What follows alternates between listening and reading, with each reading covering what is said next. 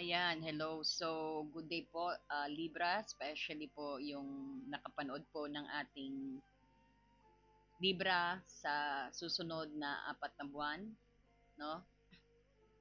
So, medyo nakita natin po na medyo hindi maganda yung ano, no? Yung natuklasan niya. So, sana po balikan niyo po ang video na sa susunod na 4 na buwan, nandoon po yung journey niyo within 4 months hanggang December, no? So, magbibigay po tayo ng gabay, no? Insight ko tsaka insight ng ating tarot base sa mga card mo rito, no? So, kung bago ka pa sa ating channel, don't forget to like and subscribe po and hit the notifications bell. So, medyo nag-freeze tayo pero tuloy-tuloy pa rin tayo, no? Tutuloy natin. Pi-freeze ang video, pasensya na po. Ayan, okay naman. Kasi at least gusto ko magpakita sa inyo sa isa.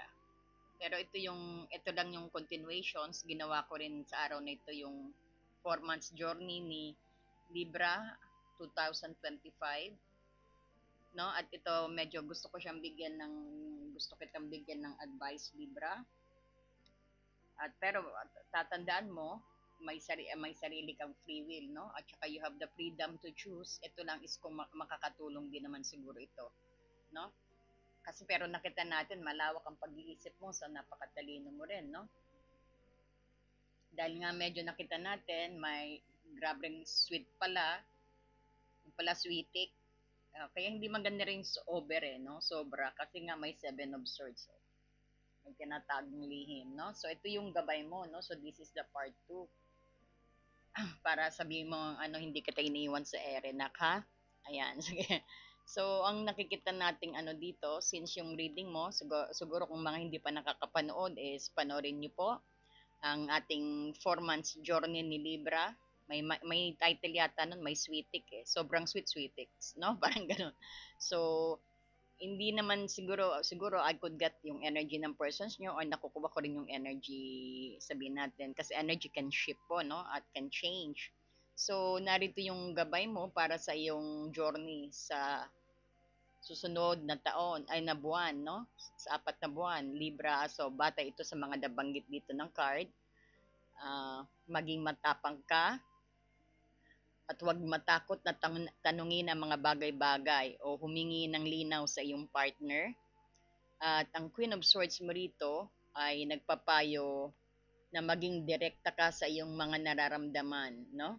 At sa iyong at be vocal, no? Siguraduhin mo na marami kang ebidensya dahil talagang mauuwi sa hiwalayan to, no? Or pag kasi nakita ko dito tuloy-tuloy mo within 4 months parang nag-move on ka na eh. No? Parang tinanggap mo yung nangyari, talagang parang kinat mo ang ties mo sa taong masyadong sweet. Ayan, no? So magtiwala ang pangalawa kong maibibigay na advice sa iyo is magtiwala sa iyong sarili, no? Dahil ito yung strength mo. Nagpapaalala sa iyo na mayroon kang kakayahan na harapin ang anumang pagsubok sa pag-ibig. Ang tunay na lakas ay nasa pagkontrol ng iyong mga emosyon at pagpapasyang may kaalaman. Ito rin yung kung mag-uusap kayo, make sure kalmado, no? At marinaw, no? So, then bukas yung puso mo rito, no? Buksan ang puso ulit, which ginawa mo naman. So, ang Ace of Wands ay isang paanyaya na tanggapin ang isang bagong pagkakataon. Huwag kang mag-atubili. Kung may bagong pag-ibig na dumarating, tanggapin ito ng buong puso. Dahil I think diyan ka makakakuha ng healing na totoo rin yung kasabihan na pag nawala, kumbaga palitan din ng bagong ano eh, no? Parang may ganun na kasabihan tayo. I-write nyo po nga sa comment yung pag nag-separate, palitan daw kaagad, no? Para maano, ma-receive. Parang ganun ang ginawa ni Libra rito o ng partner, no? Hindi natin alam kung ano, pero we've been seeing ano nyo to, basa yung dalawang mag-partner to, no? So, be open sa bagong pag-ibig, which nakita natin, nasa journey mo yan, no? 2 months siguro, mga September, October pa lang, you are letting it go na, and you're accepting na, no? So, maghanap din ng isang seryosong kapartner. Tandaan na ang Three of Pentacles dito, may Three of Pentacles in reverse. Ito yung nagpapahiwatig na hindi lahat ng handang seryosohin ang relasyon, no? Ay totoo, kagaya nito, nakala mo very sweet, no? Kung magagawin mong aral yan. yung experience na yan, naranasan mo dahil sa susunod mong journey, baka maulit, at least alam mo na, no? So, kasi kumbaga, may Three of Pentacles, no? Kumbaga, maging cautious ka pa rin, no? Kahit sabi mong open ka na sa bagong pag-ibig, no? So, yun nga, tandaan na ang Three of Pentacles ay andyan dyan at nagpapahiwatig na hindi lahat ng handang seryosohin ang relasyon, no?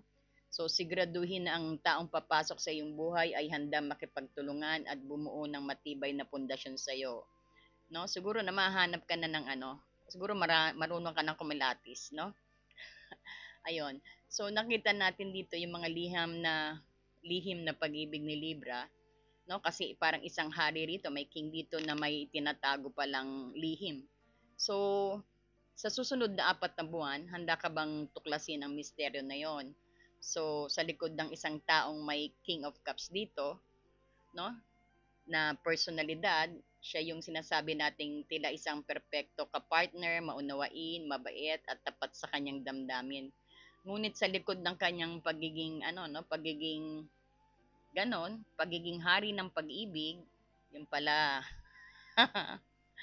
'di ba? Ah, Daroon ng anino ng Seven of Swords. Ayan, no? So, ang ibig sabihin nito, mayroong isang lihim na tinatago ang taong ito na maaring magpabago sa takbo ng inyong relasyon o sabihin natin na maaring mapatigil ang inyong relasyon. So, hindi ito yung nangangahulugan na siya yung masamang tao din, ngunit mayroong siyang isang bagay na hindi sinasabi ng tapat, no?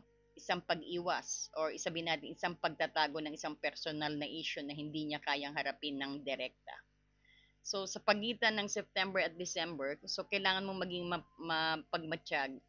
So ang susi ay hindi ang maghanap ng problema, kundi ang maging bukas sa katotohanan, no? Libra, kung ang maging bukas sa katotohanan ay ang pagiging King of Cups, ay maaring isang maskara upang itago ang isang masalimuot na sitwasyon. Kaya't habang pinapahalagahan mo kanyang pagmamahal o kabaitan, maging handa ka rin sa posibilidad na mayroong isang lihim na kailangan mong tuklasin sa susunod na 4 na buwan. So, ang kamangha dito, yung twist ay nasa iyong mga kapangyarihan. No? So, alamin mo yung katotohanan ng hindi nagdudulot ng gulo sa pamamagitan ng isang intuition mo, no? At pagiging mapagmatsyag, no? Dahil Libra, you are uh, you are air sign at gusto mo patas lagi, paraging fair, no? So, gamitin ang intuition, trust your gut's feeling, no? At unti-unti mong makukuha ng piraso ang mga puzzle na yan, no? Mabubuo mo yan ng kompleto para isang matibay na ebidensya. So, magiging isang panahon ito ng pagtutuklas sa iyo at hindi lang tungkol sa kanya, sa person mo, kundi pati na rin sa kung paano mo haharapin ang ganitong mga sitwasyon. Okay? So, I hope na basta pakinggan mo lang yung advice, take it or leave it, you have your own free will. But I just a little bit worried na para lalo ko madagdagan ang pag-iisplika sa iyong journey, no? Sana po panoorin niyo po ang paglalakbay ni Libra, kung Libra kayo or cross watcher kayo sa 4 na buwan. Ayan, marami pong salamat at God bless you. At salamat po sa mga nag-subscribe at sa mga hindi po nagsusubscribe, mag-subscribe na po. At marami po kayong makukuha, marireceive na guidance, no? At mga predict para ready po kayo sa inyong journey, no? Ayan, marami pong salamat and God bless you all.